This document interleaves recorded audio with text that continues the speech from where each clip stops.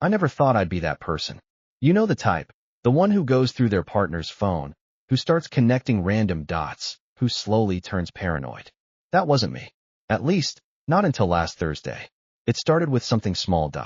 Something stupid, honestly. A notification. Her phone lit up while she was in the shower. Just for a second. I wasn't even trying to look, it just caught my eye. No name. Just a message preview. Miss you already. Last night was. And then it cut off. I remember staring at it, waiting for my brain to process what I just saw, waiting for the logical explanation to kick in. Coworker joke. Friend being weird. Wrong number. Anything. But deep down, something shifted. We had been together for 3 years. 3 years of routines, inside jokes, late-night talks, and future plans that felt real. We talked about moving in together officially, maybe even getting a dog. There were no obvious red flags. No sudden coldness. No weird fights. No distance. If anything, she had been normal. Too normal. When she came out of the shower, I acted like nothing happened. I smiled. I asked her what she wanted for dinner. I even laughed at some random TikTok she showed me. But inside, my brain wouldn't stop replaying that message. Last night was. Last night. She told me she was at her friend's place. That night, I didn't sleep. Not really. I kept turning over possibilities in my head, trying to disprove what I was thinking. Because once you accept that kind of possibility, there's no going back. At 3:17 a.m., I made a decision. I was going to check. Not because I wanted to invade her privacy, but because I needed to know if my reality was real. The next morning, she left her phone on the kitchen counter while she went to get ready. That never happened. She always took it with her. Always. That alone felt like a sign. Or maybe I was already looking for signs. Either way, I picked it up. My hands were actually shaking. I told myself, if there's nothing there, you put it down and forget this ever happened. I unlocked it. Same passcode she's had for years. That hurt more than I expected. I didn't go through everything. Just messages. And there it was. No name. Just a number. No profile picture. No saved contact. But the conversation. It wasn't just bad. It was calculated. They didn't talk like two people who just started something. They talked like this had been going on for a while. Inside jokes. References I didn't understand. Plans. And then I saw it. A message from her. He has no idea. I actually felt my stomach drop. Not metaphorically. Physically. I kept scrolling. Photos. Not explicit, but intimate enough. The kind you don't send unless there's something real going on. Dates. Meetups. Excuses. Every girl's night suddenly had a second meaning. Every late reply. Every, I fell asleep early. And then I found the message that changed everything. It was from him. So what's the plan with him? And she replied, I'll handle it soon. Just need to do it the right way. I sat there, holding her phone, feeling like I was watching my own life from the outside. Because suddenly, everything we had felt fake. Or worse, managed. Like I was just a part of her schedule. I didn't confront her. Not yet. And that's where things get complicated. Because in that moment, I had two choices. 1. Blow everything up immediately. 2. Or, understand everything first. And I chose the second. Not out of weakness, but because something about this felt bigger than just cheating. There was a plan. And if she had won, I was going to make sure mine was better. That same day, I did something I never thought I'd do. I saved the number. And sent a message. From her phone. Hey, can't talk much today? He's around. But tonight works. I stared at the screen. 3 dots appeared almost instantly. Then the reply. Good. Same place. Same place. So this wasn't random. This was routine. I replied. Yeah. And that's when I realized something. This wasn't just about catching her. This was about stepping into a situation I didn't fully understand. And turning it into something she'd never see coming. Because if she thought I had no idea, then I had the biggest advantage possible. And I was going to use it. I didn't feel like myself anymore. Not in a dramatic, movie-like way. More like, something inside me quietly shut off. No anger. No panic. No confrontation. Just focus. That night, I told her I'd be working late. She barely reacted. Just a quick, okay, don't stay up too long. No suspicion. No hesitation. That stung more than anything. I left the apartment at 7:10 p.m. But I wasn't going to work. I was going to watch. The place he mentioned? I knew it. A small bar across town. Dim lighting, cheap drinks. The kind of place where no one asks questions. The kind of place you go when you don't want to be seen. I got there early. Sat in the corner, cap low, hoodie up, watching the entrance like my entire life depended on it. Because in a way, it did. At 7:42 p.m., she walked in. I've seen her thousands of times. But this felt different. She looked careful, not dressed up, but intentional, like she knew exactly who she was meeting. Then he showed up, a few minutes later. And I'll be honest, I expected to feel something dramatic when I saw him. Rage, jealousy, the urge to confront him. But instead, I just studied him. Mid-30s. Confident. Comfortable. Too comfortable. The kind of guy who doesn't look over his shoulder. Because he doesn't think he has to. They hugged. Not like friends. Not like coworkers. Something in between, but leaning closer than it should. I took out my phone. Not to text. To record. Every interaction. Every touch. Every look. I wanted everything. Not for revenge. Not yet. For control. They sat down. Started talking. Laughing. Like I didn't exist. Like the last 3 years didn't exist. At one point, she leaned in and said something I couldn't hear. But I saw his reaction. A smirk. Then he said something back.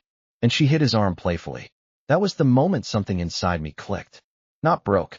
Clicked. This wasn't a mistake. This wasn't confusion. This wasn't her figuring things out. This was a second life. And I was just not part of it. I stayed for almost an hour. Watched everything. Documented enough. More than enough. Then I left.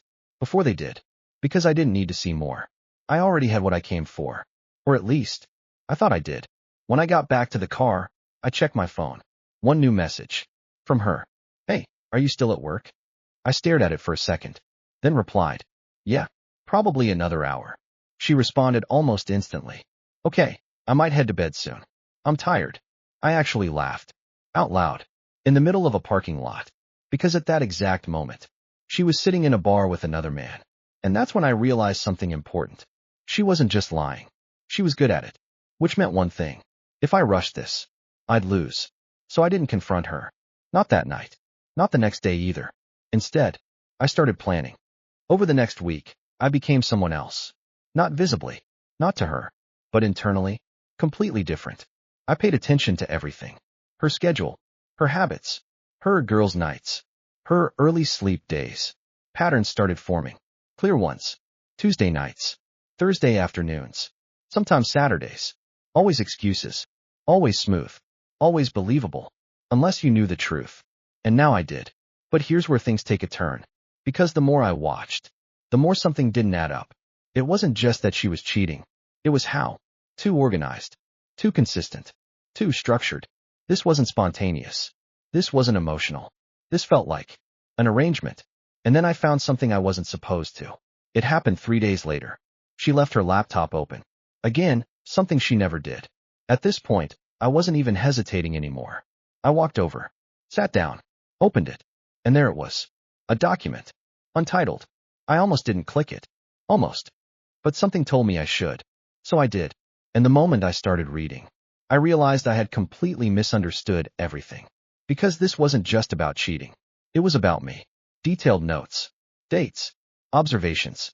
About my behavior. My routines. My finances. My habits. Even things I barely noticed about myself. And then, at the bottom of the page, one line. He still doesn't suspect anything. Perfect. I felt that same drop in my stomach again. But this time, it was colder. Sharper. Because suddenly, I wasn't the one investigating anymore. I was the one being studied. And that changed everything. Because now, this wasn't revenge. This was survival. I didn't close the laptop right away. I just sat there, staring at the screen, reading the same lines over and over again, like somehow they'd change. They didn't. This wasn't random. This wasn't emotional cheating. This was documented. Measured. Tracked. Me. I scrolled further down. More entries. More dates. Spends 2 hours nightly on phone. Likely distracted. Doesn't question financial changes immediately. Routine is stable. Predictable. Predictable. That word stuck. Because suddenly, everything made sense in a way I didn't want it to. The calmness. The normal behavior. The lack of guilt. She wasn't slipping up. Because this wasn't a mistake. It was a process. I kept scrolling. And then I saw a name. Not saved like a contact. But mentioned in the notes. Hey, says we're almost ready. Hey. My mind immediately went back to the guy at the bar. Was that him? I didn't know. But I was about to find out. I took pictures of everything. Every note. Every detail. Every line that mentioned me. Then I closed the laptop exactly how I found it. Same angle. Same brightness. Same everything. Because now, I wasn't just reacting. I was playing the same game. That night, I acted normal. Again. She came home around 11. Gave me a quick kiss. Asked about my day. I smiled. Answered casually. And then I asked something small. Something harmless. How's your friend doing? The one you saw last week. She didn't even pause. Oh, she's good. Just stressed with work. Flawless. Too flawless. And that confirmed it. She wasn't just lying. She was trained at it. The next step? I needed information. Real information. So I went back to the one place I had access. The number. I waited until late. Around 1 a.m. When she was asleep. Then I sent another message. Hey, quick question. When are we finishing this? I stared at the screen. Heart steady. Mind clear. 3 dots appeared. Stopped. Appeared again. Then the reply came in. Soon. He's exactly where we need him. My jaw tightened. Exactly where we need him. That wasn't about a breakup. That was about something else. Something bigger. I typed again. Just making sure everything is still on track. This time, the reply took longer. Then, relax. After next week, it won't matter anymore. That was the moment I knew. I wasn't just being cheated on. I was being set up. The next day, I took time off work. Didn't tell her. Instead, I followed her. Not closely. Not obviously. Just enough. She left around noon. Said she had errands. But her route? Didn't match. She went across town. Different area. And then, she stopped. Office building. Modern. Glass front. Private. I waited. Watched. 10 minutes later. He walked out. The same guy? Hey. So that confirmed it. But what I didn't expect was what happened next. They didn't go inside together. They stayed outside. Talking. Serious. No laughing this time. No flirting. This was different. I moved closer. Just enough to hear pieces. Accounts are almost ready. He won't notice until it's too late. Transfer everything at once. Accounts? Transfer? My brain started connecting dots I didn't even want to connect. I pulled out my phone, opened my banking app, and froze. 2 transactions. Pending. Large ones. Very large. 2 accounts I didn't recognize. That's when it hit me. This wasn't emotional. This wasn't personal. This was financial. They weren't just betraying me. They were planning to take everything. And disappear. I felt something then. Finally. Not panic. Not fear. Clarity. Because now the game had rules. And I understood them. They thought I was predictable. Distracted. Easy to control. And for a while, I was. But not anymore. I stepped back. Got into my car. And started thinking. Not about confronting them. Not about stopping them immediately. About timing. Because if I acted too soon, they'd adjust. Disappear. Cover their tracks. But if I waited, I could flip everything. Not just stop them. Destroy their plan completely. And make sure they never saw it coming. So I did something unexpected. I let the transactions go through. And that was the beginning of my revenge. Letting the transactions go through felt wrong. Every instinct in my body was screaming to stop it. Call the bank. Freeze everything. Confront her. But I didn't. Because for the first time since all of this started, I wasn't reacting. I was setting a trap. If I stopped them now, they'd panic. Disappear. Maybe even twist the story. But if I let them believe everything was working, they'd go all in. And that's exactly what I needed. The first thing I did when I got home was act normal. She was on the couch, scrolling her phone. Looked up, smiled. Hey, you're back early. I shrugged. Slow day. She nodded. Went back to her screen. No tension. No suspicion. Perfect. That night, while she slept, I made my move. Not emotional. Not impulsive. Calculated. I called the bank. Not to report fraud. To ask questions. Quietly. Carefully. I explained that I noticed some unusual activity and wanted to understand how transfers worked. Limits. Processing times. Reversals. Everything. The guy on the phone walked me through it all. And one detail stood out. Once the transfers were fully completed and moved again, recovery becomes almost impossible. That's when I understood their endgame. They weren't just taking money. They were planning to move it fast. Through layers. Accounts. Maybe even out of the country. So I adjusted my plan. If they wanted to move money, I'd give them money to move. The next morning, I did something risky. I consolidated my funds. Moved everything into one primary account. Savings. Side income. Everything. On paper, it made me look even more predictable, even easier. But what they didn't know was that account had a new layer. One they didn't see. I set up alerts, hidden monitoring, access logs, every movement, every login, every location. And then, the most important part, I contacted someone I trusted. Not a friend. Someone smarter than me in this kind of situation. I contacted someone I trusted. Not a friend. Someone smarter than me in this kind of situation. A lawyer. I didn't tell the full story. Not yet. Just enough to ask the right questions. Hypotheticals. What if someone gains access to your finances through manipulation? What if there's proof? What if you let it happen to catch them? The answers? Exactly what I needed. Because suddenly, this wasn't just personal anymore. It was legal. And if I played it right, they wouldn't just lose the money. They'd lose everything. Over the next few days, I became even more predictable. On purpose. Same routines. Same habits. Even exaggerated some of them. Left my phone unattended more often. Pretended to forget things. I was feeding their notes. And it worked. Because she relaxed. Even more than before. More girls' nights. More time away. More messages. And through it all, I kept watching. Recording. Saving. Then came the message that told me we were close.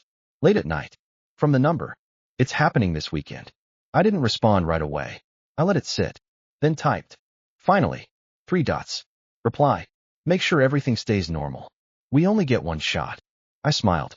Because they thought they were in control. But they had no idea. I had already moved the finish line. Saturday came. The day. She acted completely normal. Breakfast together. Casual conversation. Even kissed me goodbye like nothing was wrong. I'll be out for a bit, she said. I nodded. Take your time. And just like that, she walked out. I waited. 10 minutes. Then I opened my phone. Bank app. And there it was. The transfer. Larger than before. Everything. Every cent.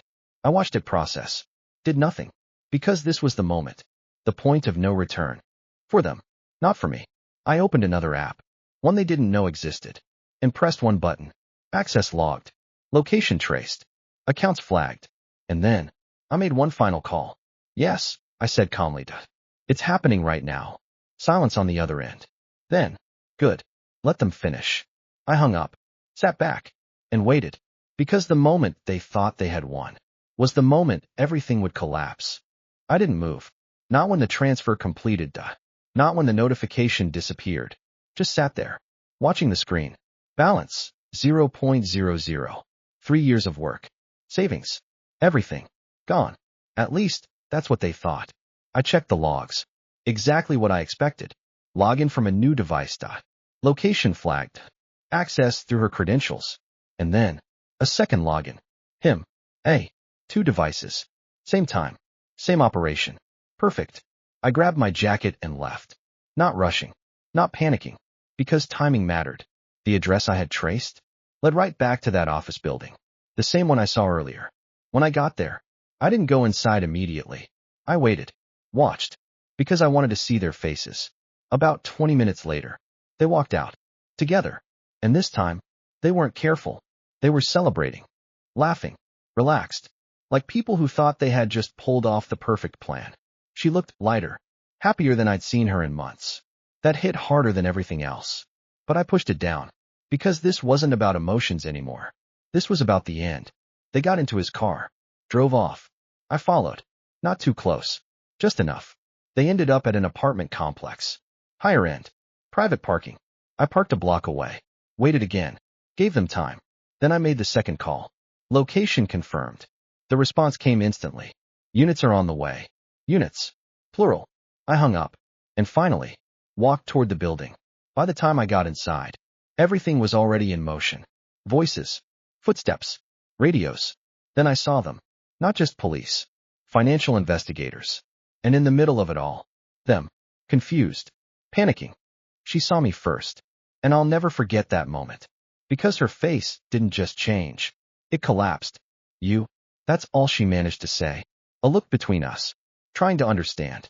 Trying to calculate. Too late. One of the officers stepped forward.